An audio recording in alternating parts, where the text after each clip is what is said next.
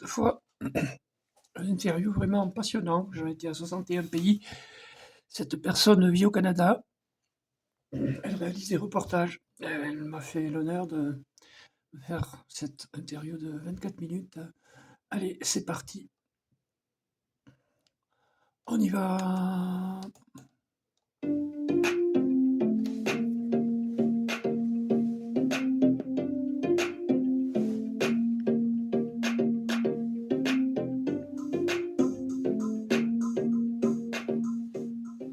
Bienvenue à tous.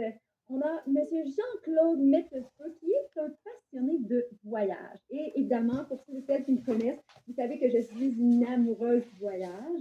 Alors, à défaut de pouvoir voyager actuellement, physiquement, j'ai choisi d'inviter Jean-Claude pour nous faire voyager à travers le cœur, connecté directement de la France. Alors, bienvenue Jean-Claude. Bienvenue Stéphanie, et ça me fait plaisir de t'entendre énormément. Merci beaucoup. En cette période de pandémie, toi, Jean-Claude, qui adore voyager, qui a visité 60 pays, comment est-ce que tu accueilles ces limitations pendant la pandémie mondiale? Bon, personnellement, la chance de voyager, ça fait des souvenirs dans sa tête, ça fait des souvenirs dans son corps, parce que j'aime aussi marcher quand je voyage. Avec le sac à dos, je dors dehors s'il le faut. Je ne suis pas très riche, s'il le faut, je vais acheter au supermarché. Les premières nuits dans les grandes villes où j'atterris en avion, je vais dormir dans un hostel pour une dizaine d'euros ou de dollars. Et donc, c'est mon style de vie. Mais c'est mon style de vie que j'aime et que j'adore. Alors, pendant la pandémie, ben, tu sais, franchement, Stéphanie, qu'est-ce que je fais? Je repense aux endroits où j'ai été, aux pays où je suis allé, aux endroits où j'ai eu plus d'émotions que d'autres. Et c'est comme ça que ça va mieux. Mais je ne vais quand même pas me plaindre. Pourquoi? Parce qu'en septembre 2020, Jean-Claude était au Mexique. Hein. En octobre 2020, j'ai pu, Stéphanie, me retrouver aux Canaries. En décembre 2020, j'ai pu me retrouver aux Baléares. En janvier 2021, j'ai été au Costa Rica. Et il n'y a pas longtemps, je me suis fait un petit voyage à Madère, qui est une île à 800 km des côtes africaines. C'est quand même, je trouvais qu'il fallait absolument aborder ce sujet parce que c'est un enjeu, on ne s'attendait pas à vivre, à traverser. Alors, je t'amène maintenant dans des bons souvenirs. J'aimerais que tu nous racontes, Jean-Claude, comment est-ce que t'es venu cette passion pour le voyage? Mais cette passion pour le voyage, elle m'est venue il y a quand même beaucoup d'années en arrière. À force de faire de la montagne en solitaire, glaciaire, en solitaire en faisant des 4000 mètres, bon, et j'allais dire, que ce soit en France, dans mon pays, que ce soit en Suisse, qui est pas loin non plus, puisque Chamonix-Mont-Blanc, où je vis, est à 20 km de la Suisse et 20 km de l'Italie, et en Autriche. À force, dans ma tête, je me suis dit, j'aimerais bien aller voir ce que c'est la montagne ailleurs, plus loin. Et c'est comme ça, en réalité, que mon premier voyage a débuté. C'était décembre 2013 et 2014, vraiment le début de l'année des voyages. Et là, je suis parti au Maroc. Je suis revenu pour faire le plus au sommet du Haut Atlas et de l'Afrique du Nord, le Toubkal, plus de 4000 mètres. Et ensuite, je me suis dit, c'est bien, mais maintenant que tu aimes voyager, que tu aimes toujours la montagne, il faut que tu essayes d'aller, si tu es seul tout seul, mais de plus en plus haut. Et alors là, Stéphanie, j'ai réussi en juin 2015 de partir en Amérique du Sud. Alors là, je suis parti donc, on va dire, en Équateur, où j'ai réussi. D'abord en Colombie, je me suis posé. De là, je suis passé en Équateur.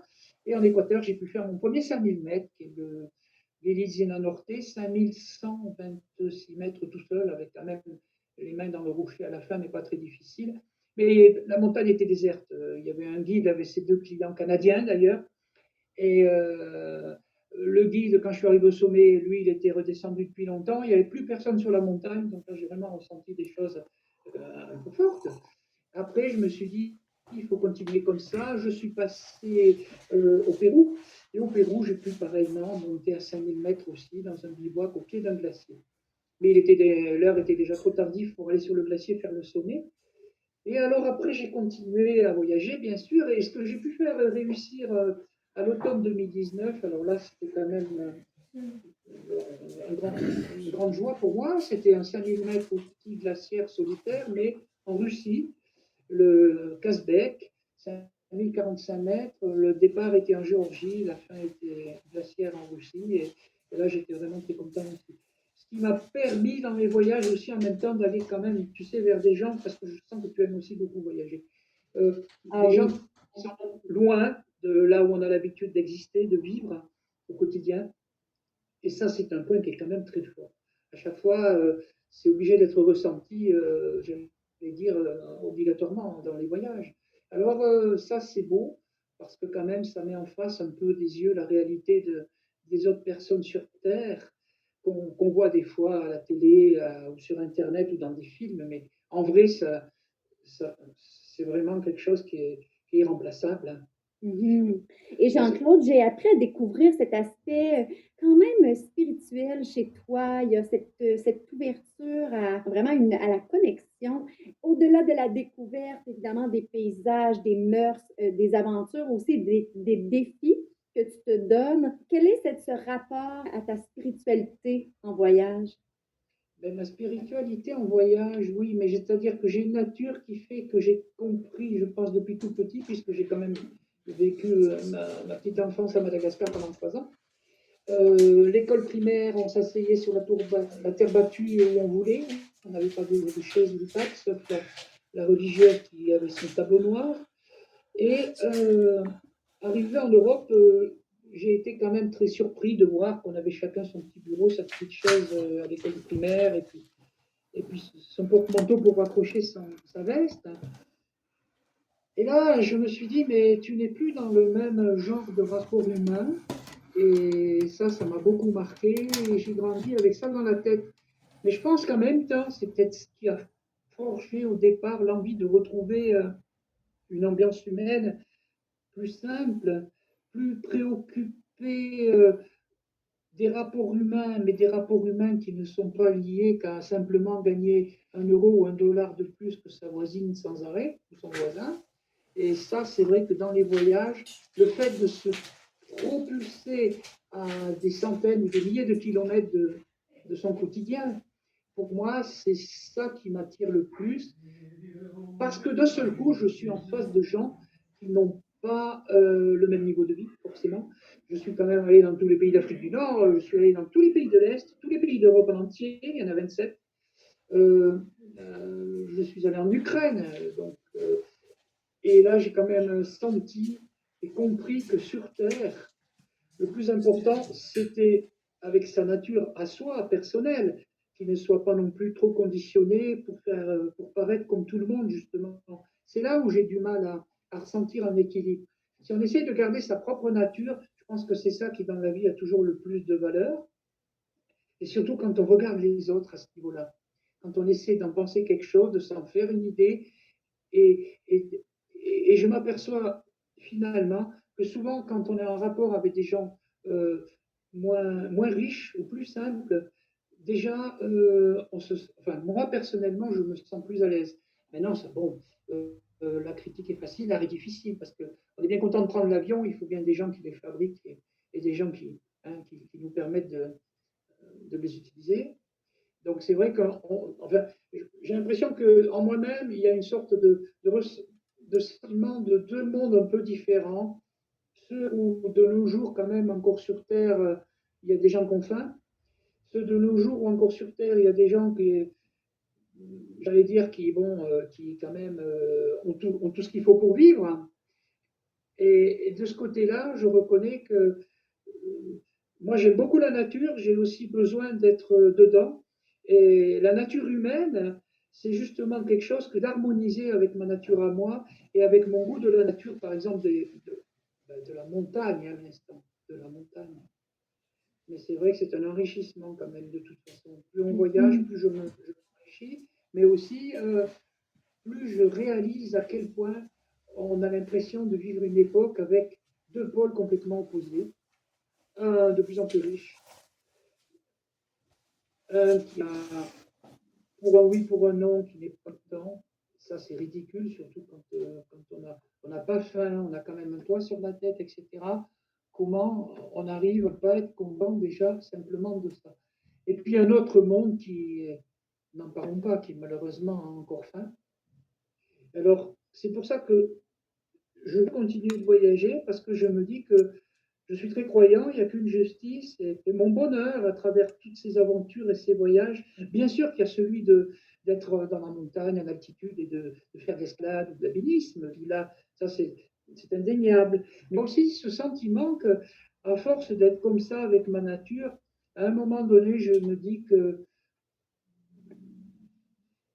peut-être, enfin, je souhaite du malheur à personne, mais il y aura une sorte de beaucoup de choses qui feront que enfin on vivra une sorte d'harmonie humaine au niveau mondial, quoi. Parce que c'est se sentir heureux, qu'on soit grâce à des sentiments, avec une épouse ou avec un partenaire. Bon, ok, ou grâce à ce qu'on gagne comme argent ou l'activité qu'on a, en l'occurrence pour moi c'est quand même pour l'instant les montagnes que je veux grimper, c'est une chose. Je pense qu'en même temps il faut sentir qu'il y a il y a quand même les autres qui n'ont pas forcément cette chance-là dans leur vie et que ces gens-là, il faut pas faire comme ça. Quoi. Il ne faut pas les délaisser et les ignorer. Dire que j'en suis à Alors j'essaie de 76 m'enrichir le plus pays possible actuellement. pour en même temps essayer de me dire que je suis un peu comme un chasse-neige qui pousse la neige. Et à un moment donné, j'ai l'impression que tout ça fera.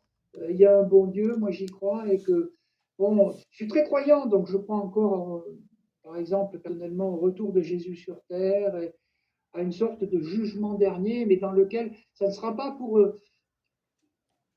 que des gens, pour penser à des gens qui vont disparaître, mais pour que la vie humaine soit une harmonie, quoi.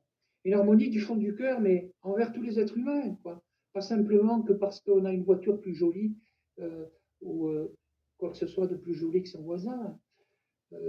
C'est difficile quand même dans les voyages. Heureusement que l'anglais, j'en ai fait 5 ans au collège, j'arrive à m'en sortir avec l'anglais. Et euh, sinon, qu'avec le français, évidemment, le Canada et le Québec, il n'y a pas de problème pour le français, oui, c'est vrai. Et toi, Stéphanie, tu as quand même voyagé aussi loin, de toute façon. Tu as bien Oui, ressenti des différences importantes. Hein. oui, tout à fait. Et c'est toujours intéressant de discuter entre voyageurs comme ça pour entendre euh, les perspectives des autres voyageurs, qui, si elles correspondent aux nôtres ou si ça apporte une nouvelle perspective à nos perspectives. Et moi, je crois vraiment à la diversité des perceptions. Alors, ça me fait toujours voyager intérieurement d'entendre Voilà. d'autres voyageurs parler, parce que je ne crois pas que je détiens la vérité. Je crois que toutes ces perceptions sont belles, enrichissantes. Et c'est aussi ce que je vis en voyage, parce que moi aussi, j'ai beaucoup voyagé à sac à dos. J'ai notamment voyagé donc au Canada, en Amérique centrale, en Amérique du Sud. Et effectivement, je trouve que la rencontre avec l'autre, je suis aussi allée en Indonésie, c'est vrai. Euh, et la rencontre avec l'autre, je vais juste ouvrir la porte pour mon chien. Ben Vas-y, oui, mon chien. oui, je l'entends. Ça permet cette réflexion effectivement sur ce que l'on a dans notre quotidien, donc à la maison, ce que l'on veut aussi encourager, ce à quoi on se colle, etc.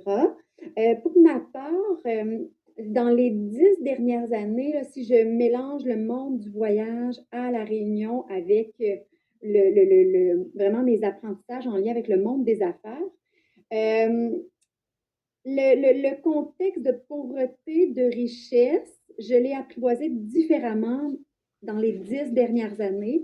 Qu'est-ce que je veux dire? C'est que j'ai j'ai côtoyé des gens très riches dans les dernières années et encore aujourd'hui qui sont vraiment des personnes de cœur. Ben voilà. Alors là, tant mieux, ça fait Ouais. du bien d'entendre ça. Oui, Ça tout me à fait fait. du bien d'entendre ça. Et j'ai aussi côtoyé des gens, si on ramène le contexte du voyage, en voyage par exemple, euh, bien nantis, des gens moins bien nantis, qui n'étaient pas nécessairement des gens de cœur. Donc, je pense que cet équilibre-là, pour ma part, a été nécessaire dans les 10 dernières années. Puis je pense que peu importe le contexte, euh, peu importe le secteur d'activité, peu importe où on se trouve sur la planète et peu importe notre bourse, c'est-à-dire notre compte en banque, Oui, c'est vrai. bien, il y a des bons puis il y en a des moins bons. Fait que cette généralité-là, j'avoue que je la vois différemment, mais j'aime tellement la découverte et je trouve que la salle à manger est souvent un aspect commun des différentes cultures. C'est autour de la table souvent, donc les gens m'ont ouvert leurs portes en voyage, m'ont proposé de venir manger à la maison et ces échanges et ces partages pour moi très chaleureux, ah, ça m'a littéralement transformé au plus profond de mon cœur, vraiment. De recevoir une telle confiance, un tel abandon, une Oui, telle oui, oui, invitation à oui, bras oui. ouverts de la part des gens, ça, c'est quelque chose qui me touche beaucoup en Oui. voyage. C'est très beau ce que tu viens de dire parce que je ressens aussi personnellement le fait qu'on a l'impression qu'on doit, à un moment donné, se considérer pour une personne euh, qui apporte, j'allais dire, à un moment donné, aux autres. Évidemment, j'allais dire, c'est ça, voilà aussi. Euh, Si ça se réduit à ce qu'on peut apporter au niveau argent, moi, ça me met vite très mal à l'aise. Maintenant, quand on a l'impression, comme tu le dis, qu'on peut rencontrer, je me rappelle en Croatie, c'était le soir tard, et puis des gens en descendant du bus m'ont dit si vous voulez venir manger à la maison, et c'est ce que tu viens de dire aussi, et bien Ah oui. évidemment que j'ai accepté, et c'est des choses qui font plaisir aussi. Ah Mais oui, et maintenant de reproduire, hein, c'est ça aussi que j'essaie toujours de m'inspirer, en fait, de ce qui m'a tant touché pour redonner aussi l'appareil. Et ça crée tellement des belles rencontres, même après quand on voyage à l'intérieur du quotidien. Ça, c'est un aspect que je souhaitais aborder là, dans la discussion, dans cet échange-ci, fait que ça met bien la table. Parce que cette idée de voyage intérieur à travers notre quotidien est aussi pour moi une inspiration que le voyage m'a apportée. Comment rendre ma vie extraordinaire? Comment regarder ma vie avec l'aspect gratitude dont bravo, tu as fait mention tantôt, bravo. etc. Parce que le voyage, ça peut être extraordinaire pour la découverte et tout, la curiosité, ce que j'adore.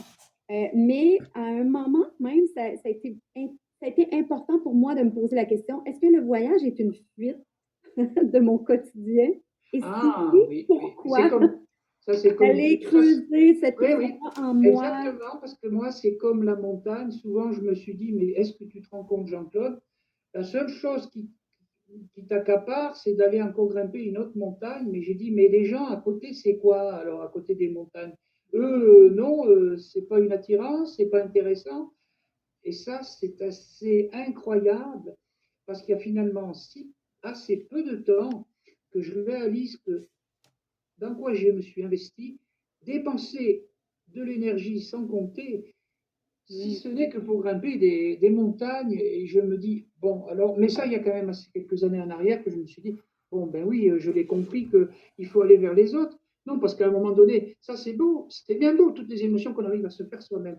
Mais si on n'arrive pas effectivement à trouver la façon que les autres puissent les entendre, les voir, les vivre en les partageant, comme je fais quand même des conférences aussi, là, c'est presque dramatique parce qu'on se dit pourquoi on est sur Terre si c'est que pour aimer des Non. cailloux ou de la glace.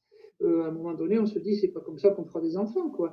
Et c'est vrai que depuis que je me suis ouvert à faire des conférences, là, j'ai compris qu'en même temps, c'était une harmonie, un échange. La nature, bon, je m'y donne à fond dedans, mais après, je me dis, par rapport à ça, il faut être capable de le donner à fond pour la partager aussi, pour les autres. Sinon, quelque part par là, c'est pas naturel, c'est pas tellement normal.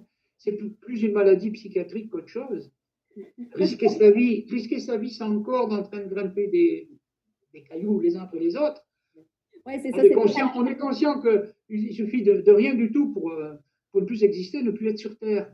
Et c'est là, justement, on se dit, il y a un point dans lequel on se dit, mais tout ça, il faut quand même le relativiser. Et autant les émotions sont fortes, autant il faut investir pour être capable de les partager. Sinon, ça frise le ridicule, évidemment. Ouais, tout ce rapport à l'accessibilité, au service, après, qu'est-ce qu'on en fait. Donc, c'est vraiment intéressant de savoir que tu offres également des conférences. J'invite tous ceux et celles qui ont capté cette entrevue à aller vous abonner, aller visiter la chaîne YouTube de Jean-Claude. Je vais placer sa courte bio, également son lien YouTube sous la vidéo. Et Jean-Claude, merci infiniment de partager ces instants, cet espace d'échange, cet Mais espace oui, de mais oui. discussion. Vraiment, Oui. c'est très apprécié. C'est moi qui te remercie énormément, Stéphanie. Et puis, de toute façon, l'avenir, il est plus devant que derrière nous. Et si les choses font que, moi, je serais très content j'allais te dire, de te dire bonjour au Canada et puis d'aller refaire un petit tour dans ton pays. Mais moi, ce qui m'attirerait, c'est d'aller de ton pays en Alaska, parce qu'il y a le McKinley, et je pense que là, il y a vraiment des sensations pour moi très fortes à vivre. Un très beau Et moment ça, que c'est j'ai au passé là, programme oui. pour moi. C'est au programme. Oh, wow. Mais bon, évidemment, comme tu dis, il faut croire en soi, et Oui, surtout, il faut être capable de croire autant aux autres qu'en soi-même. oui, oui, exactement. C'est pour ça Parce que que je dis là, que parce que là, c'est là pour moi que tout, tout est important et que c'est l'endroit le plus important de ressentir, d'accepter et de tout faire en soi pour le mettre en route et le vivre, ce côté-là.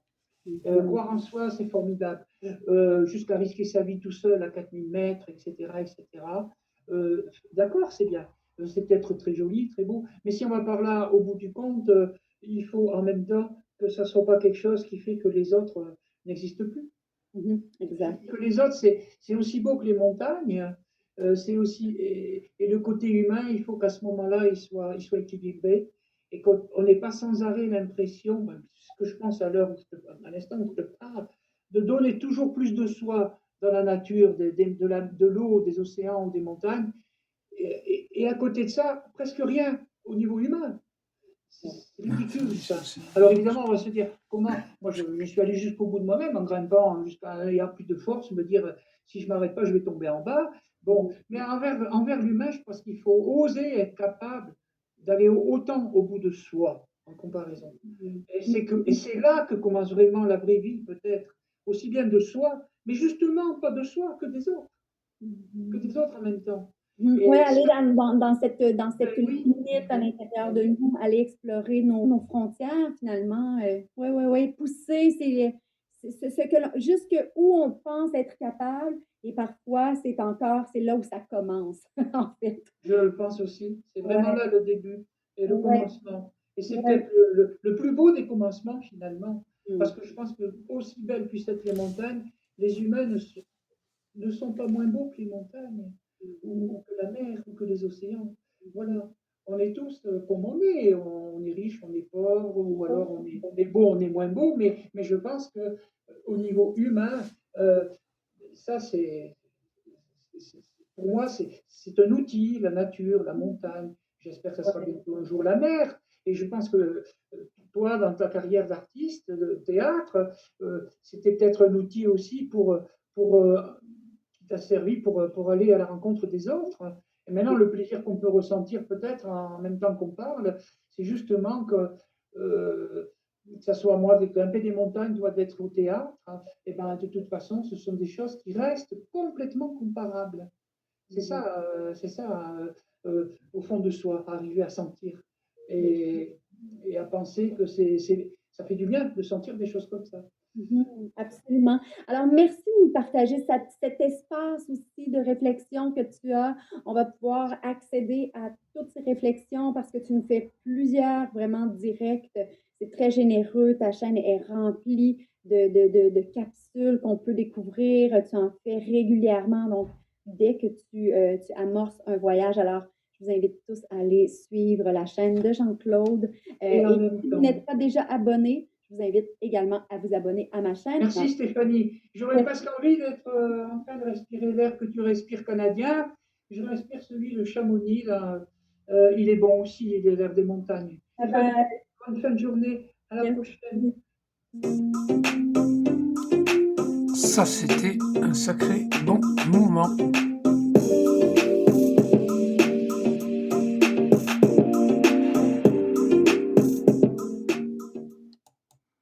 Voilà. Bon, eh ben, ça fait plaisir d'avoir retrouvé cette interview.